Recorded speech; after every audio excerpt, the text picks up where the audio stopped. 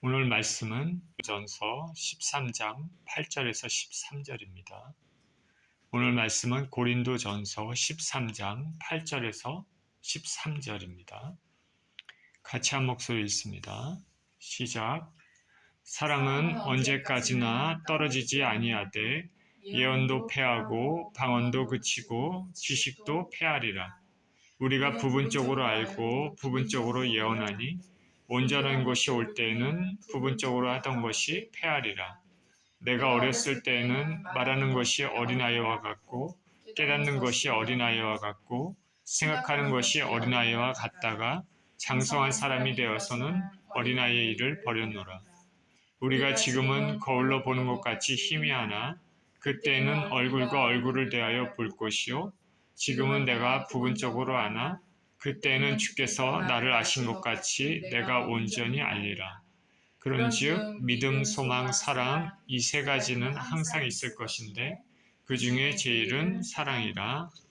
아멘. 지난주에 이어서 오늘도 사랑에 대한 말씀을 나누기 원합니다. 오늘 제목은 사랑의 완성입니다. 하나님께서 말씀하시는 사랑, 기독교의 사랑은 우리가 아는 세상적인 기준으로 남을 좋아한다. 그런 것들을 넘어서 많은 것들을 포함하고 있습니다. 자신의 모든 것을 준다고 해도 그 안에 사랑이 없으면 아무것도 아니라고 했습니다. 사랑은 모든 삶의 행동 기준이 되는 것입니다. 기독교인들은 그 마음의 중심에 사랑이 있어야 됩니다.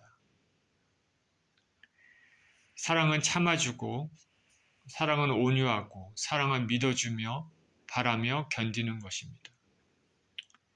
사랑은 투기하지 않고, 교만하지 않고, 성내지 않고, 무례히 행치 않고, 악한 것을 생각지 않고, 자기의 유익을 구하지 않습니다. 사랑은 불의를 미워하고 진리와 함께 기뻐합니다. 이러한 사랑은 하나님의 성품을 나타냅니다. 이런 아가페 사랑은 우리 인생들이 완벽히 실천할 수는 없지만은 최소한 기독교인들은 이것이 하나님의 사랑, 하나님의 성품임을 깨닫고 닮아가려고 노력해야 될 것입니다. 오늘은 고린도 후서 13장, 그 사랑장의 후반부를 살펴보겠습니다. 지난주에 이어 8절입니다. 사랑은 언제까지나 떨어지지 아니하되 예언도 패하고 방언도 그치고 지식도 패하리라. 사도 바울은 사랑은 언제까지든지 언제까지도 떨어지지 아니한다. 사랑은 그치지 않는다. 없어지지 않는다. 라고 말합니다. 귀한 것이기 때문입니다. 세상의 가치관들은 순식간에 유행처럼 번지다가 사라질 수도 있지만은 사랑은 그렇지 않습니다. 사랑 같은 귀한 가치관은 절대로 없어지지 않는 것입니다. 마지막까지 남는 것은 사랑밖에 없습니다. 고린도 교인들이 자랑으로 여겼던 예언도 패하지고 방언도 그치고 지식도 패하게 됩니다. 그 언젠가는 예언도 없어지죠. 방언도 패해집니다. 그리고 우리가 아는 지식, 신앙적인 지식도 언젠가는 패합니다. 이 말은 그 신앙 지식도 신앙의 말씀이 완전히 성취될 때가 있다는 것이죠. 더 이상의 예언도 필요 없을 때가 있습니다. 하나님의 뜻이 완전히 이루어질 때입니다. 그러나 사랑은 영원합니다. 이 땅에서뿐만 아니라 이 땅을 넘어서도 영원합니다. 바울 사도는 육체의 연습은 약간의 유익이 있지만은 경건은 금생과 내생의 약속이 된다고 그렇게 얘기했습니다. 마찬가지로 사랑도 이 땅에서도 귀하지만은 내생에서도 절대로 없어지지 않는 영원한 것입니다. 저와 여러분들은 영원한 것에 초점을 맞춰 살아야 되죠. 하나님 아버지께서는 우리를 사랑하셔서 영원전부터 아들을 보내실 것을 계획하셨습니다. 우리 주 예수 그리스도께서는 아버지의 뜻에 순종해서 고난과 죽음을 알면서도 손수 이 땅에 인간의 모습으로 오시고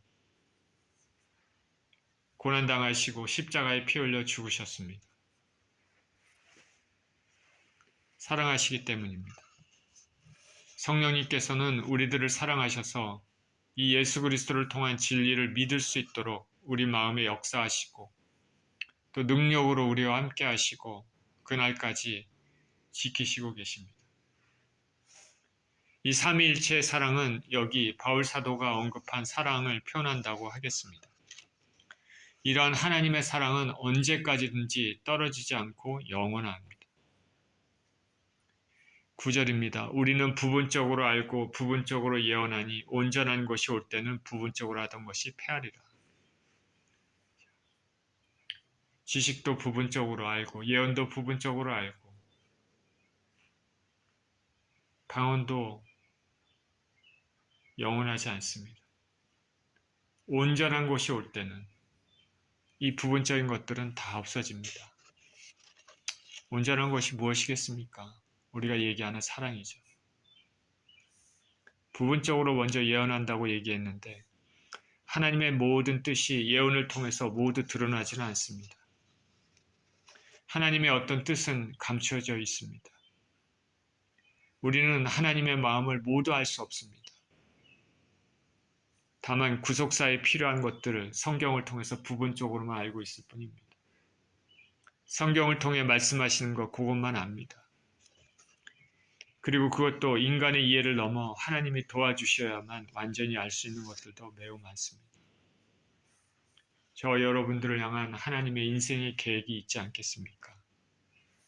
그 계획을 저와 여러분들은 압니까?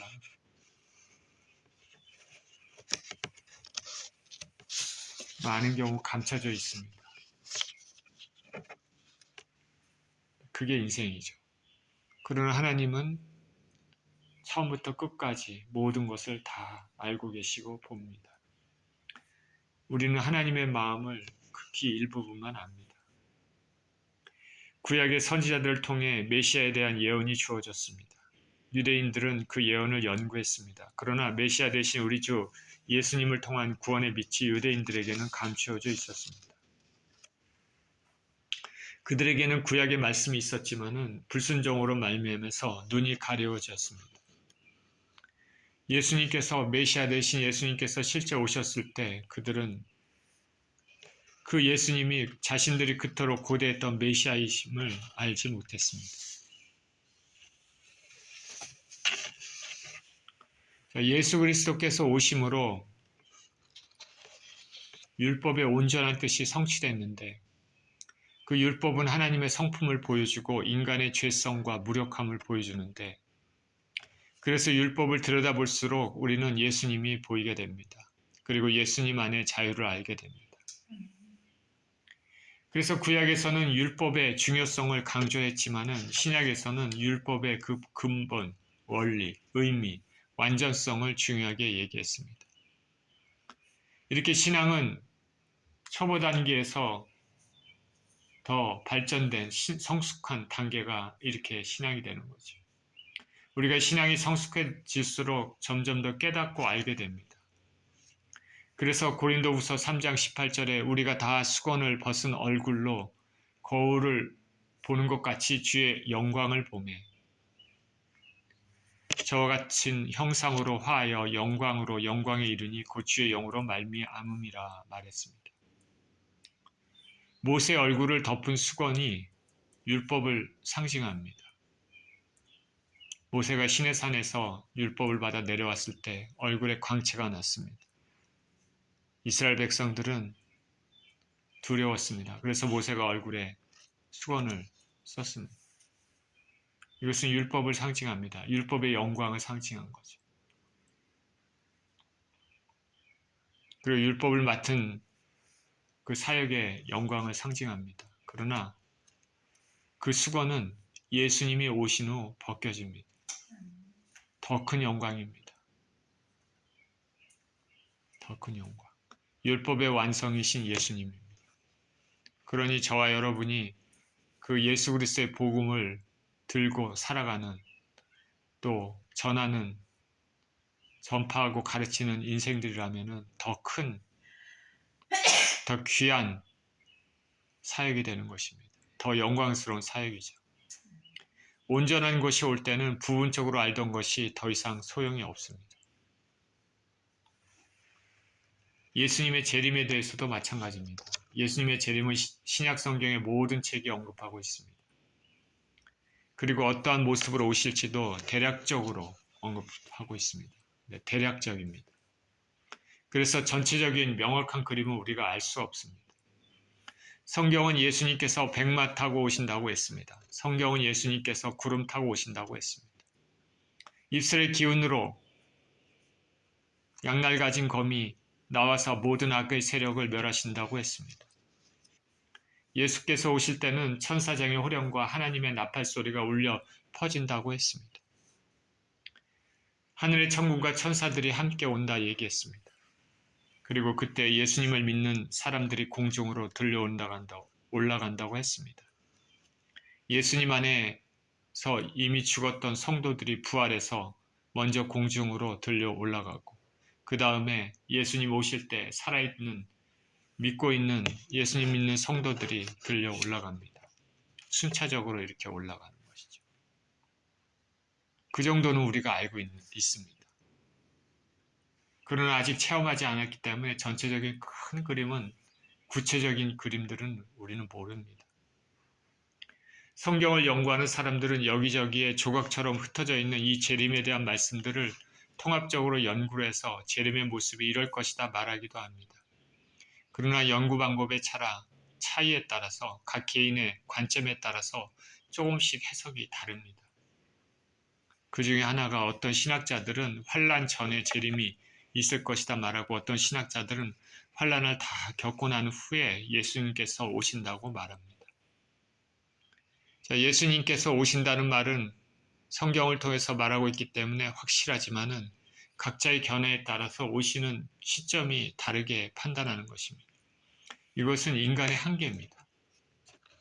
말씀이 완벽하게 우리 인간의 지혜와 지식으로는 해석이 안 되는 것이죠. 다니엘 선지자는 마지막 때 많은 사람들이 빨리 왕래하며 지식이 더하리라 라고 말했습니다. 마지막 때가 가까울수록 마지막에 대한 여러 가지 예언의 말씀에 대해 연구를 많이 하고 그에 따른 지식도 증가할 것입니다. 그러나 완벽하지는 않습니다. 부분적으로 압니다. 가려져 있는 것이죠. 제가 마지막 때 일어날 일들에 관심이 많아서 한때 많은 시간을 연구를 한 적이 있습니다. 신학교에서 배운 것을 참고하고 권위 있는 신학자들의 주장도 참고했습니다. 구체적으로 예수님께서 이 땅에 오실 때 순차적으로 발생할 일들을 세부적으로 생각해 봤습니다. 여러분, 이런 생각 해본 적이 있습니까? 세부적으로. 하나님의 나팔 소리가 먼저 울렸겠습니까? 아니면 천사장의 호령이 먼저 울리겠습니까? 그렇게 울리고 예수님께서 하늘이 갈라지면서 백마 타고 오는 게 보이겠습니까? 그 다음에 어떻게 되겠습니까?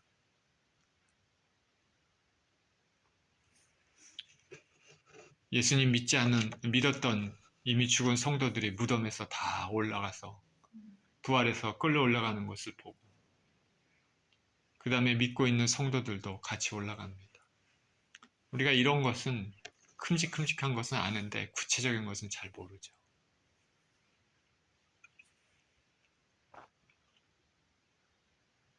어떤 선교사님은 꿈을 꿨는데 그 꿈이 하나님께서 주신 꿈이라고 그분은 그렇게 믿었습니다. 예수님께서 오실 때 하늘이 유리가 쫙 이렇게 갈라지듯이, 조각조각 갈라지듯이 하늘이 그렇게 조각조각 갈라지더니 예수님께서 오셨다, 그렇게 얘기를 한 적이 있습니다. 우리는 모르죠. 성경은 그것을 얘기하고 있지 않습니다. 어쨌든 그러나 큼직한 것, 중요한 것들은 압니다. 성경이 언급하고 있기 때문에 그렇습니다. 그러나 부분적으로 아는 것이죠. 모든 것을 아는 것은 아닙니다. 대략적으로 압니다.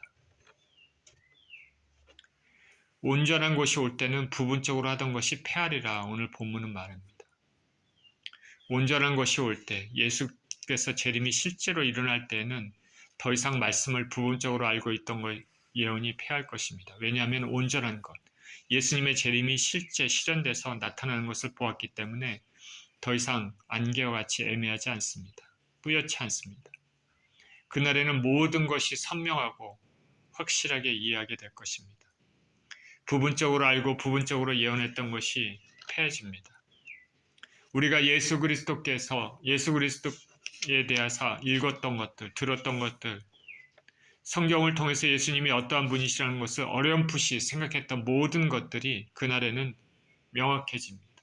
왜냐하면 직접 눈으로 우리가 볼 수 있기 때문입니다.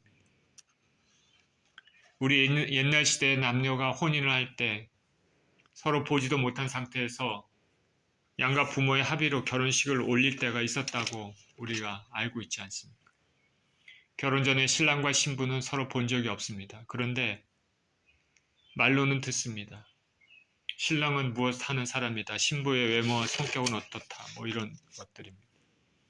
말로만 듣고 얼굴은 보지 못했습니다. 서로 말도 하지 못했습니다. 대화도 하지 못한 상황에서 결혼식 당일날 그때 알게 됩니다. 얼굴과 얼굴을 마주보게 때문입니다. 마찬가지로 우리의 신랑 되시는 예수님께서 이 땅에 오실 때에는 우리가 성경 말씀으로만 알던 예수님을 직접 알게 될 것입니다.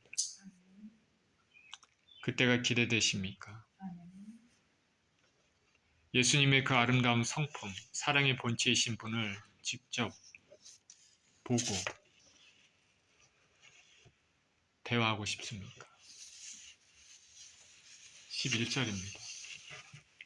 내가 어렸을 때는 말하는 것이 어린아이와 같고 깨닫는 것이 어린아이와 같고 생각하는 것이 어린아이와 같다가 장성한 사람이 되어서는 어린아이의 일을 버렸노라. 우리가 지금은 거울로 보는 것 같이 희미하나 그때는 얼굴과 얼굴을 대하여 볼 것이요 지금은 내가 부분적으로 아나 그때는 주께서 나를 아신 것 같이 내가 온전히 알리라. 어렸을 때는 말하는 것, 깨닫는 것, 생각하는 것이 어린아이와 같았지만은 장성에서는 어린아이의 일을 버렸다고 말합니다. 어렸을 때, 영적으로 미숙할 때, 신앙의 초기일 때라고 할 수 있는데 이때는 말하는 것, 생각하는 것이 어린아이와 같습니다. 아직 잘 모릅니다. 이때는 기도해서 응답을 받으면 좋고 응답을 받지 못할 때는 불평을 하거나 믿음이 없어지기도 합니다. 인내하고 고난하고 순종의 의미를 잘 모르기 때문입니다. 어린아이들은 원하는 것을 부모님이 주었을 때 좋아합니다. 원하는 것을 얻지 못했을 때는 화가 나기도 하고 부모님이 자신을 사랑하지 않나 생각하기도 합니다. 그래서 때로는 부모님께 반발하고 거역합니다. 그러나 진정 자녀를 사랑하는 부모님은 아이들의 성장, 성숙을 위해서 때로는 달라는 것을 주지 않을 때가 있습니다. 온전한 자로 자라나기를 바라는 심정입니다. 감사함도 배우게 하고 인내함도 배우게 하고 땀 흘려 노력해서 얻는 법도 배우게 합니다. 신앙의 면에서도 어린 신앙은 무조건적으로 바라는 신앙입니다. 그러나 좀 더 배우고 성숙하면 인내하는 신앙, 순종하는 신앙으로 바뀝니다. 하나님의 마음을 헤아리려고 하는 것이죠. 초점이 나에게서 하나님으로 넘어갑니다. 어릴 때는 모든 초점이 납니다. 신앙생활도 나를 중심으로 돌아가죠. 우리 어린아이들 보면은 모든 초점이 자기입니다.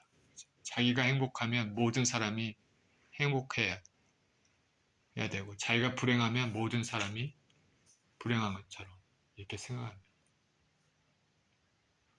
어린아이이기 때문에 그렇습니다. 그러나 성인이 돼서는 초점이 달라집니다. 믿음의 장성한 사람이 되어서는 어린아이의 일을 버려야 되죠. 무조건적으로 받는 것에서 주는 것으로 나 자신에서 하나님의 뜻을 헤아리는 것으로, 쉽고 빠르게 간편한 것에서 인내하며 참으로 기다리는 것으로, 이기적인 것에서 타인을 생각하는 것으로, 구원의 문제에 관해서도 나 자신의 구원만에 초점을 맞추는 것에서 주위 사람들, 주위의 영혼들에 대해 관심을 가지는 것으로 바뀌게 됩니다. 그리고 하나님을 더 인격적으로 알기를 원하죠. 눈에 보이는 것보다는 이면에 보이지 않는 것을 보고자 하는 마음도 있습니다. 우리가 지금은 거울로 보는 것 같이 희미하게 본다 얘기했습니다. 그러나 그때는 얼굴과 얼굴을 대하여 보게 된다 얘기했습니다. 부분적으로 지금 알고 있지만 그때는 주께서 나를 아시는 것 같이 우리가 온전히 알게 된다 말합니다. 자, 사도 바울이 무슨 얘기를 하고 있습니까? 지난주에 이어 오늘도 주제는 사랑입니다. 지난주는 사랑의 성품에 대해서 말했습니다. 여러 가지 은사들, 반응과 예언의 은사들, 이런 것들은 고린도 교인들이 특히 선호했습니다. 근데 이러한 은사들은 사랑으로 하지 않으면 아무런 유익이 없다고 했습니다. 그리고 오늘 본문은 이러한 은사들, 방언과 예언들은 영원하지 않고 패하게 되지만 사랑은 영원하다고 말했습니다. 사랑의 우월성, 영원성입니다. 사랑이 오면 예언도 방언도 다 패합니다. 사랑이 없을 때는 부분적으로 알고 부분적으로 예언합니다. 그러나 온전한 것, 사랑이 오게 되면 온전하니 알게 됩니다. 사랑이 오기 전에는 거울로 보는 것 같이 희미하지만 사랑이 오게 된 때에는 얼굴과 얼굴을 대하여 보게 됩니다. 그래서 지금은 부분적으로 알지만 그 사랑이 올 때는 주께서 나를 아신 것 같이 온전히 안다고 말합니다. 그러니까 무슨 의미입니까? 이 모든 말씀에서 사랑이 가리키는 것이 무엇입니까? 바로 우리 주 예수 그리스도를 가리킵니다. 사랑은 예수님입니다. 우리가 예수님에 대해 이런저런 말씀을 통해서 어렴풋이 알고 있지만 그 예수님께서 이 땅에 다시 오실 때는 명확히 합니다. 우리가 말씀을 통해서 마지막 때 일어날 일들에 대한 예언도 알고 신앙적인 영적인 여러 가지 비밀들에 대해 알지만은 그때는 명확히 알게 된다는 말입니다. 우리가 예수님을 직접 만나는 그날에는 더 이상 예언도 필요 없습니다. 우리가 예수님 만나는 그때에는 더 이상 방언도 필요 없습니다. 예언과 방언은 중요하지만은 사랑에 비하면은 아무것도 아닙니다. 은사도 좋지만은 중요한 것은 사랑입니다. 그리고 사랑의 본체는 바로 예수님입니다. 초보 단계 신앙에서 벗어나 예수님께 초점을 맞추는 성숙한 신앙이 어른의 신앙인 것입니다. 그렇기 때문에 자기가 무슨 어떤 은사가 있으니까 뽐낸다. 그런 거는 하지 말아야 되죠. 진짜 중요한 것은 사랑이라고 여기 분명히 얘기했습니다. 무슨 인사 있다 이렇게 하는 것은 다 초보적인 것이죠. 은사가 있으면 좋죠. 하나님께서 주시는 것이지만 그러나 그 모든 은사는 언젠가는 다 없어집니다. 남아있는 것은 사랑이다. 다 불완전한 것이죠. 온전한 것은 우리가 온전하신 예수님께 초점을 맞추었을 때입니다. 13절입니다. 그런즉 믿음, 소망, 사랑 이 세 가지는 항상 있을 것인데 그 중에 제일은 사랑이라. 믿음, 소망, 사랑은 항상 있어야 된다. 근데 그 중에 제일은 사랑이다 말합니다. 이 말의 함축적인 의미가 무엇입니까? 앞에서 사랑은 우리 주 예수 그리스도를 가리킨다 말씀드렸습니다. 우리는 예수님을 믿는 믿음으로 삽니다. 그 믿음의 완성 단계는 우리 주 예수님을 볼 때입니다. 우리가 언제 예수님을 볼 것인가? 그날을 사모하면서 믿음 생활을 하고 있지 않습니까? 이 예수님을 향한 그 믿음은 신앙의 가장 기초가 되는 것이죠. 그리고 또한 우리는 소망 가운데 삽니다. 무슨 소망입니까? 예수님을 보고자 하는 소망, 구원을 얻고자 하는 사망, 구원의 완성을 보고자 하는 소망입니다. 천국에 두 발을 들이고자 하는 소망입니다. 그리고 그때 주님께서 우리의 행한 것들을 인정하신다면 이 땅에서 행한 것에 대한 크고 작은 상을 받게 되는 소망입니다. 그 상은 썩어지지 않는 영원한 상입니다. 지금 저나 여러분이나 이런 소망을 가지고 살고 있습니까? 그런데 이렇게 믿음, 소망이 중요하고 필수적으로 당연히 있어야지만 그것보다도 중요한 것은 사랑입니다. 왜냐하면 사랑은 예수님이기 때문입니다. 예수께서 오시면은 더 이상 믿음, 소망도 필요 없습니다. 그날이 되면 예수님을 직접 대면합니다. 그렇지 않습니까? 그러니 예수님에 대한 믿음이 더 이상 필요 없죠. 예수님에 대한 실체를 이미 보았기 때문에. 소망도 필요 없습니다. 이미 예수님을 보고 예수님으로부터 영접을 받았기 때문에, 그리고 예수님께서 주실 상급도 그날에 받았기 때문에 소망도 더 이상 필요 없습니다.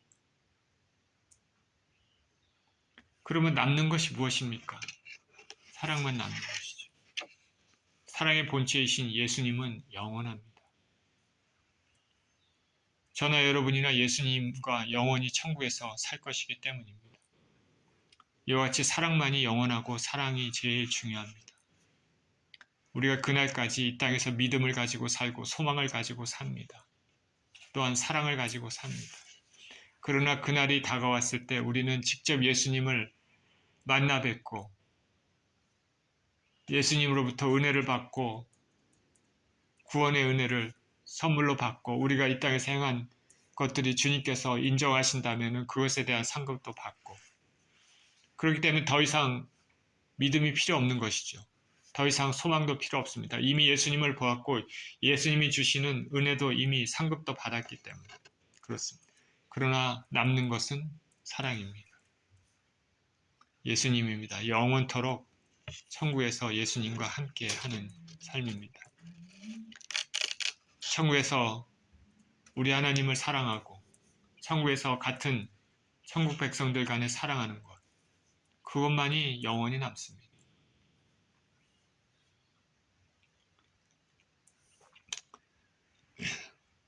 오늘 본문을 통해 사랑의 영원함에 대해서 살펴봤습니다. 고린도 교인들은 은사를 자랑하곤 했지만 이러한 은사들은 일시적인 것이고 불완전한 것입니다. 온전한 것이 올 때는 더 이상 존재하지 않습니다. 사랑의 본체이신 예수님이 오시면 모든 예언, 모든 방언들도 그치게 됩니다. 그때는 그때까지 부분적으로 알고 있었던 것이 온전히 알게 될 것입니다. 그리고 이 사랑은 그 이후까지 영원히 지속됩니다. 천국의 삶은 예수님과 영원토록 함께하는 삶이기 때문입니다. 이 귀한 사실을 깨닫고 사랑의 본체이신 예수님의 사랑의 성품을 닮아가는 저와 여러분 모두 되시기를 예수 그리스도 이름으로 축원드립니다. 기도합니다. 하나님 아버지, 감사합니다. 믿음은 매우 중요합니다. 소망도 매우 중요합니다. 우리가 믿음과 소망을 가지고 신앙생활을 합니다. 그러나 사랑은 더욱더 중요하고 영원합니다. 본체이신 예수 그리스도께서는 영원하시고 이 땅과 천국에서의 삶은 사랑이기 때문에 그렇습니다. 하나님 우리 아버지, 우리가 이 땅에 살면서 언제나 겸손하며 아버지 하나님 사랑으로 대하고 또한 사랑의 성품을 아버지 가지고 사랑의 예수님을 닮아가는 그런 인생이 되게 하여 주시옵소서. 예수 그리스도 이름으로 기도합니다. 아멘.